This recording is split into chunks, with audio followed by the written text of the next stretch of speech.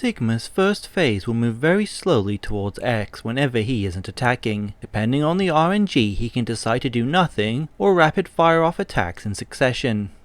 When he moves his arm forward, he will summon a large green wall of energy that moves towards X. Shoot it repeatedly to push it off the screen. When he moves his head back, he will be about to fire a single fast-moving energy ball. He will fire it at the end of his movement, so wait until his head is all the way forward before jumping to avoid it. When he lifts his arm up, he will summon a green flash that turns into a wave of purple smog that travels across the screen quickly. It can be avoided by crouching when the green flash is at or above the height where his head is during his walking animation, or using a wall jump if it is lower than that. When shooting at him, there is a chance he can get knocked over, releasing 2 sets of balls. The purple smog ones that land on the ground are completely harmless and can be ignored, while the energy ones hover in air for a moment before homing in on X's position. A quick wall jump when they start to move towards X will have them pass underneath. Sigma can move from one attack to another in succession, so pay attention to his animations even when dealing with the previous attack. When fighting phase 2, make sure to stay as close to Sigma's body as possible, as most attacks are unable to hit X in that location. The green slime enemies will spawn in on either the floor or the ceiling. The floor ones can be kept at bay with basic shots, while having the guard shell will protect X from their attacks. Keep an eye on what enemies drop, as the guard shell might need refilling depending on how long the boss drags on.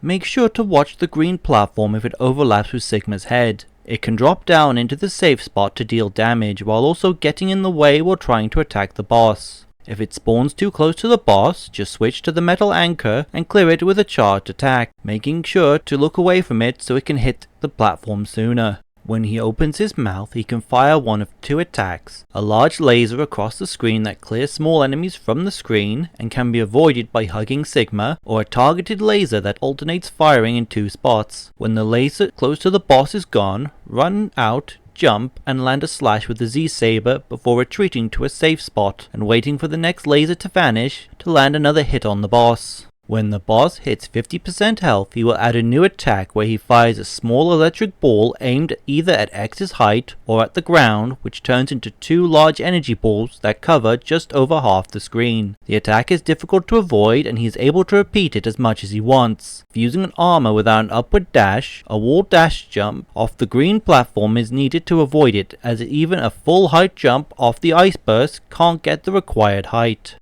When it comes to armors, the blade armor can dash upwards to avoid the electric balls, while its Giga attack can tear through the second phase if timed well. The shadow armor is again carried by its Giga attack, as it can tear through both phases of the boss, while the ceiling jump can be used to avoid the electric balls. The ultimate armor's Giga attack can rip through phase 1 with ease, though the boss can fall back into where X will land. With good timing, the Giga attack can be used to avoid the electric balls, though the timing is strict compared to what the ultimate armor normally has to deal with.